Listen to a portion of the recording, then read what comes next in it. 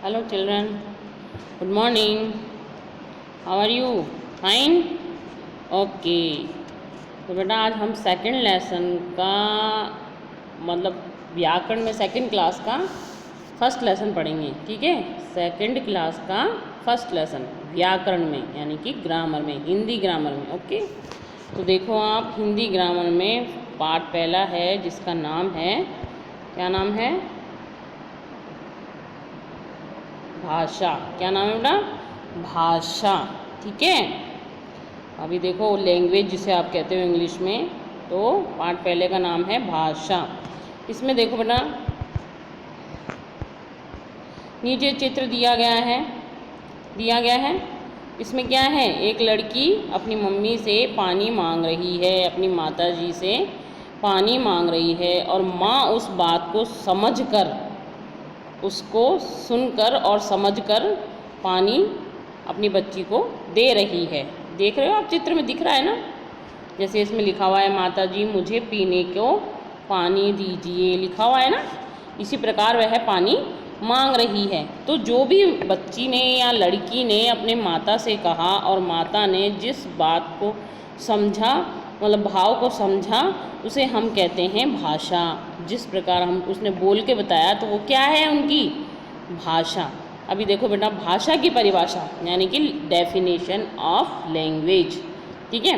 भाषा की परिभाषा है, भाषा वह माध्यम है जिसके द्वारा हम अपने विचारों का आदान प्रदान करते हैं। हम अपने विचार यानी कि हम अपनी बातों को एक दूसरे से कहते हैं और सुनते हैं। जैसे मैं आपको बता रही हूँ, बोल रही हूँ, तो आप उसको सुनेंगे और समझेंगे, ठीक है, और ग्रहण करेंगे। तो ये क्या है? एक भाषा है। मैं भी आपको क्या है जो बोल रही हूँ वो मेरी क्या है? भाषा है। आप समझ रहे हो तो वो भी क्या है? भाषा एक तरह से, है ना। तो ये देखिए, तो ये भाषा हो गई, वह माध्यम जिसके द्वारा हम अपने विचारों का आदान प्रदान करते हैं या कर सकते हैं, उसे हम भाषा कहते हैं। भाषा कितने प्रकार की होती है? Kinds of language. कितने प्रकार की भाषा होती है? भाषा दो प्रकार की होती है। कौन कौन सी होती है?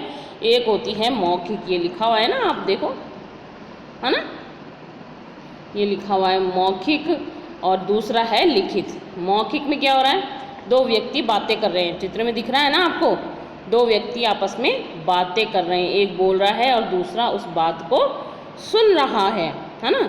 इसी प्रकार देखिए लिखित भाषा कौन सी है? ये लिखित, जिसे आप रिटर्न लैंग्वेज कहते हैं। आप लिखते हो ना, राइट करते हो ना, उसी तरह से लिखित भाषा होती है।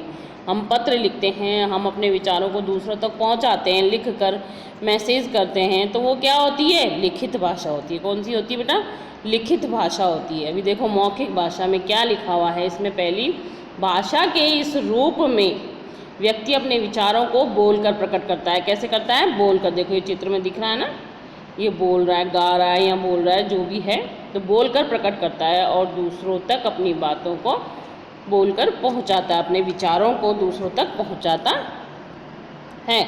इसी प्रकार देखो लिखित भाषा में क्या है? जब हम अपने विचारों को लिखकर दूसरों तक पहुंचाते हैं तथा दूसरों के विचारों को पढ़कर समझते हैं, उसे हम लिखित भाषा कहते हैं। जैसे देखो इस चित्र में लिख रहा है ना बच्चा, मतलब एक लड़का लिख रहा है और वो अपनी बात को पत्र के जरिए कह रहा है। अब ये पत्र जो पढ़ेगा वो उस बात को समझेगा। तो लिख कर और पढ़ कर जो बात अपने विचार प्रकट कर जाते हैं जिसके ज़रिए, उसे हम कहते हैं लिखित भाषा। कौन सी भाषा कहते हैं? लिखित भाषा कहते हैं। लिख कर, रिटर्न लैंग्वेज जिसे आप इंग्लिश में बोलते हो, ठीक है।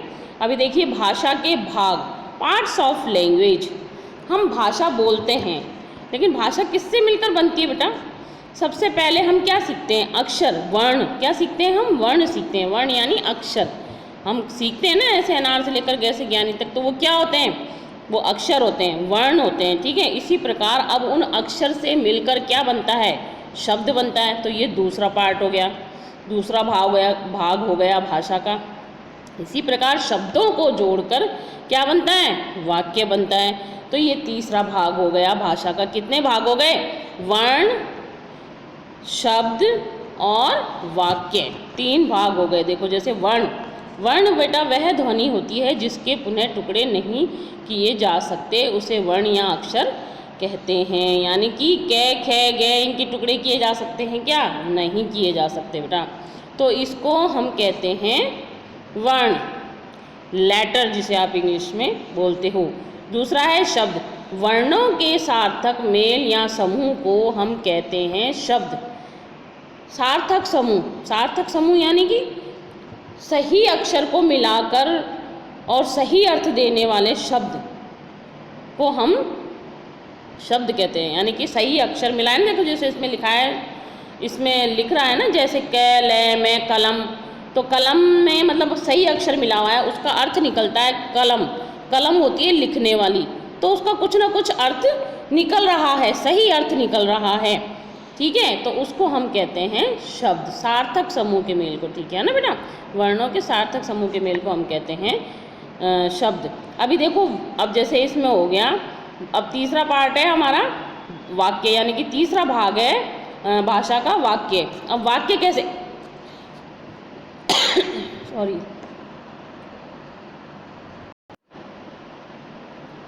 तो तीसरा भाग है हमारा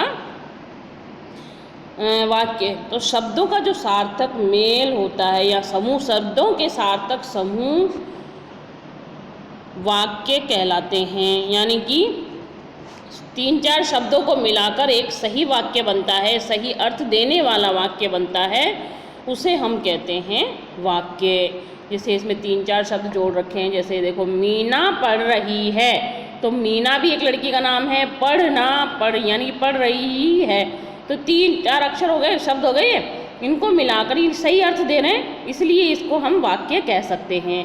बिल्कुल सही तरीके से एक एक अक्षर शब्द को जोड़ा गया है। जैसे मीना पढ़ रही है, तो मीना क्या कर रही है? पढ़ रही है, उसका अर्थ निकल रहा है ना। तो इसको हम कहेंगे वाक्य।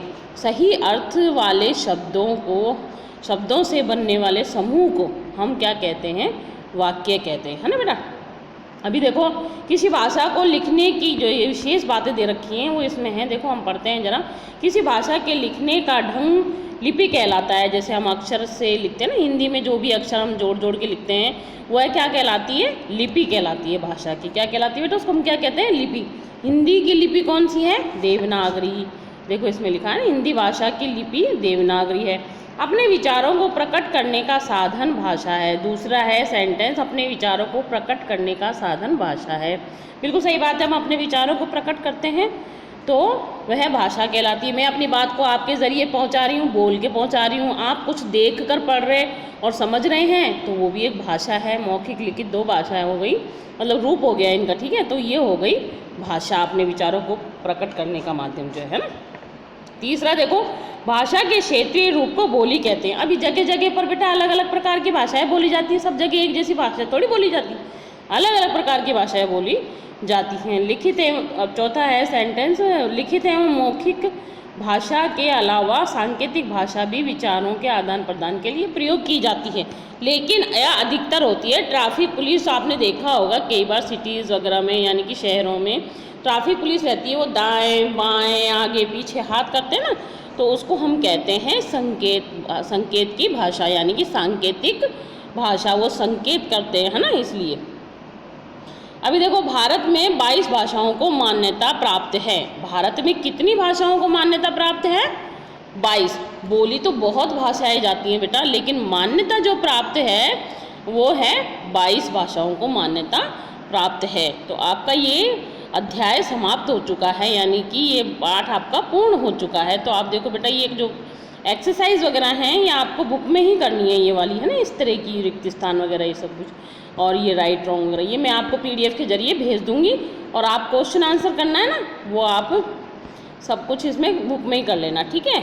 आपका तो 2nd क्लास का है, आ जाएगा इसमें, है ना बेटा, ठीक है। ओके, अच्छे से वर्क करना, सुंदर सुंदर राइटिंग में। Thank you.